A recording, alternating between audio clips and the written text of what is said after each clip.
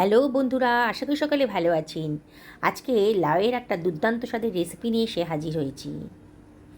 আমি একটা মাঝারি সাইজের লাউ নিয়ে নিয়েছি। লাউটাকে আগে থেকে ভালো করে ধুয়ে পরিষ্কার করে নিয়েছিলাম। লাউয়ের বোটার দিকের অংশটা আমি কেটে বাদ দিয়ে দিচ্ছি। অসম্ভব টেস্টি রেসিপিটা আপনারা একবার যদি দেখেন না, বারে বারে কিন্তু এটা বানিয়ে খেতে ইচ্ছে করবে।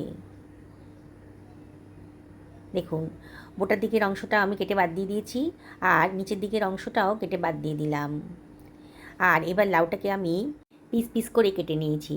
লাউটা ভীষণই কচি, এর খোসাগুলোকে আমি ছুরি দিয়ে কেটে বাদ দিয়ে দিচ্ছি। এই খোসা দিয়েও কিন্তু অনেক রেসিপি বানানো যায়। রসুন আর পেঁয়াজ দিয়ে একটু খোসাগুলোকে ঝিরিঝিরি করে কেটে ভাজা করে খাবেন, খুবই ভালো লাগবে গরম ভাতে এটা খেতে। লাউ আমাদের শরীরের পক্ষে ভীষণই উপকারী একটা সবজি, আর লাউয়ের কোনো অংশই ফেলা যায় না। খোসাটাও বললাম না, দারুণ টেস্টি রেসিপি তৈরি হয়ে যায় খোসা দিয়ে। লাউয়ের সমস্ত খোসাগুলো আমি কেটে বাদ দিয়ে রাখলাম। এবার লাউটাকে আমি লম্বা লম্বা ঝিরিঝিরি করে কেটে নিচ্ছি। দেখুন আমি কীভাবে কাটছি। পুরো লাউটাকেই আমি এইভাবে কেটে নেব।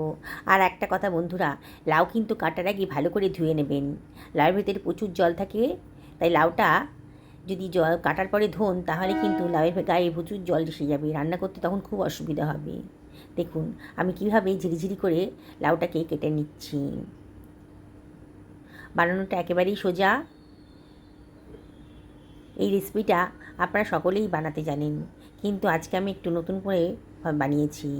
তাই আমি রিকোয়েস্ট করব শেষ পর্যন্ত ভিডিওটা দেখুন। আশা করি আপনাদের ভীষণই ভালো লাগবে। সমস্ত লাউটাকে আমার কাটা হয়ে গেল। এবার এটাকে আমি সরিয়ে রাখছি একটা পাত্রের ভিতরে। দেখুন কত সুন্দরভাবে কাটাটা হয়ে গেছে। আমি এখানে খানিকটা চিংড়ি মাছ নিয়ে নিয়েছি। চিংড়ি মাছের গায়ের খোসাটা কেটে বাদ দিয়ে দিয়েছি, মাথা আর ল্যাজটা রেখে দিয়েছি। 1/4 টেবিল চামচ লবণ আর 1 চিমটা হলুদের গুঁড়ো দিয়ে দিলাম, আর দিয়ে দিচ্ছি 1 চিমটা লঙ্কার গুঁড়ো দিয়ে মশলাটা ভালো করে মাছের গায়ে মাখিয়ে নিচ্ছি। আপনারা যদি মনে করেন চিংড়ি মাছের মাথা আর লেজাটা বাদ দিয়ে দেবেন তাহলেও কিন্তু করতে পারেন। আমি একটা মিক্সার গ্রাইন্ডার নিয়ে নিয়েছি। এর ভেতরে 1 টেবিল চামচ গোটা জিরে দিয়ে দিলাম, 1 টেবিল চামচ দিলাম গোটা ধনে, আর 1 টেবিল চামচ দিয়ে দিচ্ছি মৌরি দানা। আর এর ভেতরে দিয়ে দিচ্ছি কতগুলো গোলমরিচের গুঁড়ো। 2টো শুকনো লঙ্কাকেও আমি একটু ফাটিয়ে দিয়ে দিচ্ছি, কাঁচি দিয়ে কেটে দিয়ে দিলাম। আর দিয়ে দিচ্ছি তেজপাতা। বললাম না, রোজকার রান্নায় আজকে একটু অন্যরকম করে বানাবো। এই মশলাটা দিলে পরে অসম্ভব টেস্টি হবে। এবার দিয়ে দিচ্ছি 1/2 টেবিল চামচ লবণ। অল্প মশলা, লবণ দিয়ে গ্রাইন্ড করবেন, তাহলে দেখবেন সুন্দরভাবে গ্রাইন্ডটা হয়ে গেছে। সমস্ত বেসিক মশলাটাই দিয়ে দেবো। এর ভেতর দিয়ে দিলাম 1/2 টেবিল চামচ মতো হলুদের গুঁড়ো।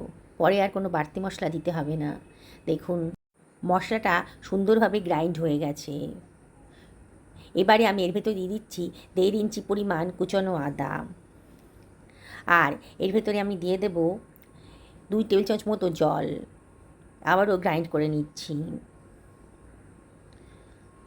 দেখুন কত সুন্দর একটা স্মুথ পেস্ট তৈরি হয়ে গেল। সরিয়ে রাখলাম। গ্যাস ওভেনে একটা কড়াই গরম করতে দিয়ে দিয়েছি। এর ভেতরে দিয়ে দিলাম 2 টেবিল চামচ সর্ষের তেল। তেলটা ভালো করে গরম করে নিতে হবে, ধোঁয়া ওঠা গরম। এবার গ্যাসের ফ্লেমটা মিডিয়াম টু লোতে রেখে চিংড়ি মাছগুলো দিয়ে দিচ্ছি। বুঝতেই পারছেন চিংড়ি মাছগুলোকে একটু ফ্রাই করে নেব।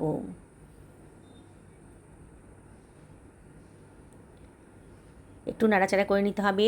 গ্যাসের ফ্লেমটা মিডিয়াম টু হাইতে করে রেখেছি, আর চিংড়ি মাছগুলোকে একটু নাড়াচাড়া করে নিচ্ছি। কাঁচা ভাবটা যেন চলে যায়। খুব বেশি ভাজতে হবে না, খুব বেশি ভাজলে চিংড়ি মাছটা আবার স্টিকি হয়ে যাবে, শক্ত হয়ে যাবে, ভালো লাগবে না খেতে। ভাজাটা হয়ে গেছে। এবার সরিয়ে রাখছি অন্য একটা পাত্রের ভিতরে।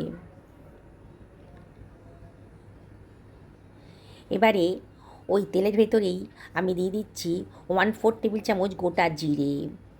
জিরাটা যখন একটু চিবির করে উঠেছে তখনই দিয়ে দিচ্ছি গোটা গরম মশলা, দারচিনি, লবঙ্গ আর ছোটো এলাচের মাথাটা একটু ফাটিয়ে দিয়ে দিতে হবে। দিয়ে গ্যাসের ফ্লেম কিন্তু লোতে রাখতে হবে, আর মশলাটা একটু ভাজা ভাজা মতো করে নিতে হবে। শুকনো একটা গন্ধ বেরোতে শুরু করেছে যখন, তখন গ্রাইন্ড করে রাখা মশলার পেস্টটা এর ভেতরে দিয়ে দিচ্ছি। এবার গ্রাইন্ডারটা ধুয়ে অল্প জলও দিয়ে দিলাম যাতে মশলাটা পুড়ে না যায়। অনবরত নাড়াচাড়া করতে হবে, আর মশলাটাকে খুব ভালো করে কষিয়ে নিতে হবে। আবারও বলছি বন্ধুরা, যত ভালো করে মশলা কষাবেন ততই কিন্তু রেসিপিটার স্বাদ বেড়ে যাবে। দেখুন আস্তে আস্তে কিন্তু মশলার গা থেকে তেল বেরোতে শুরু করে দিয়েছে।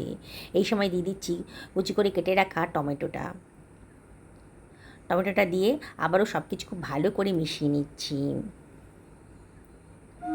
এবার ঢাকা দিয়ে দেবো, তাহলে তাড়াতাড়ি মশলাটা আরও ভালো করে কষানো হয়ে যাবে। মিনিট 2 লো ফ্লেমে ঢাকা দিয়ে দিয়েছিলাম।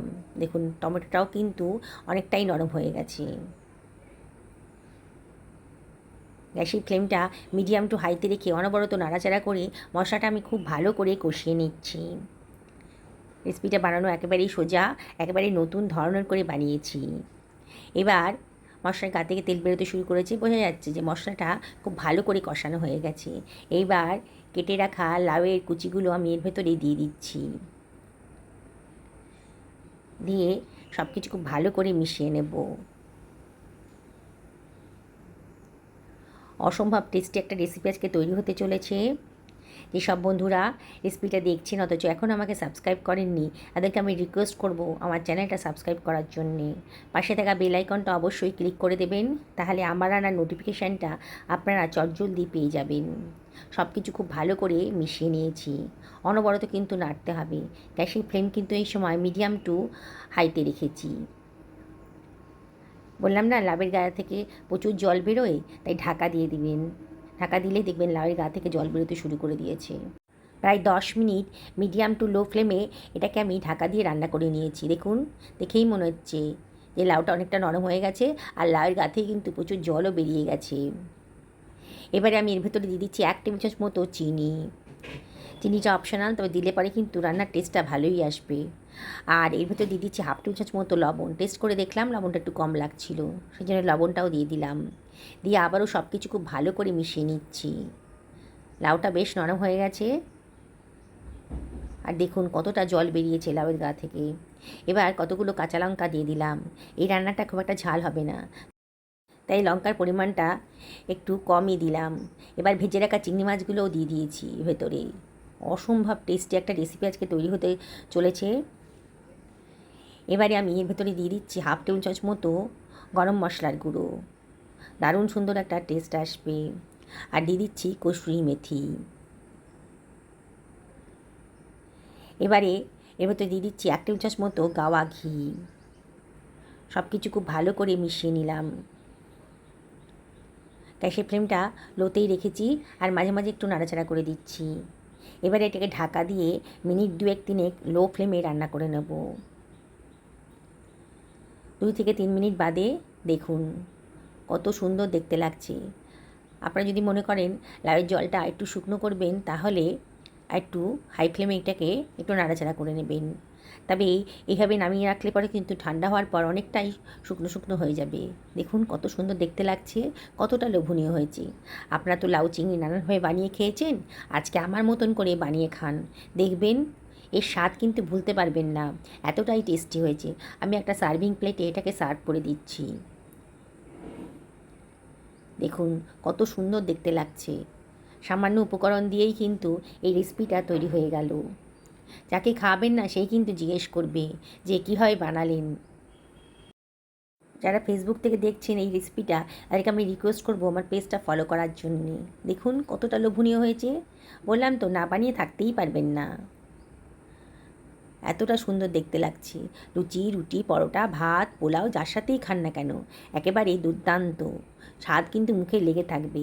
আমি আপনাদেরকে আবারও রিকোয়েস্ট করব একদিন আমার মতন করে বানিয়ে ফেলুন, আর পরিবারের সকলকে খাওয়ান, নিজেও খান। দেখবেন পরিবারের সকলে কিন্তু দারুণ মজা করে খাচ্ছে। আর অতিথিদের খাওয়ালে পরে কিন্তু তাদের প্রথম প্রশ্ন হবে কীভাবে বানিয়েছেন এত টেস্টি রেসিপি। সুস্থ থাকুন, ভালো থাকুন, এই কামনা করেই আজকের ভিডিওটা এখানে শেষ করছি। নমস্কার নেবেন।